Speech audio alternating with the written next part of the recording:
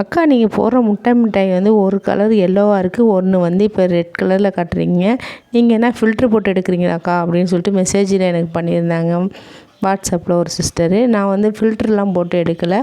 நான் அதில் உண்மையை சொல்லணுன்னா ஃபஸ்ட்டு வந்து நான் கோவா வந்து கடையில் வாங்கி தான் பண்ணிக்கிட்டு இருந்தேன். இப்போ கோவா வந்து கடையில் வாங்குறது கிடையாது, நம்மளே வந்து செஞ்சிடலான்னு சொல்லிட்டு கோவா செஞ்சதுனால நல்லா வந்து கலர்ஃபுல்லாக சூப்பராக கிடைக்கிது. இதில் பாதாம் முந்திரிலாம் நான் கொஞ்சம் வந்து அரைச்சி அதில் ஆட் பண்ணிக்குவேன்.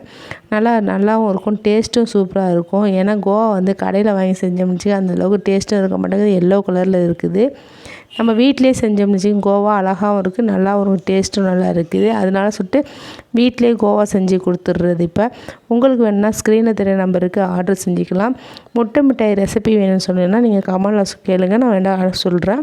பிடிச்சிருந்தா லைக் பண்ணுங்கள், சேனலை மறக்காமல் சப்ஸ்கிரைப் பண்ணிக்கங்க. நெக்ஸ்ட் வீடியோ சந்திப்போம். ஓகே ஃப்ரெண்ட்ஸ், பாய்.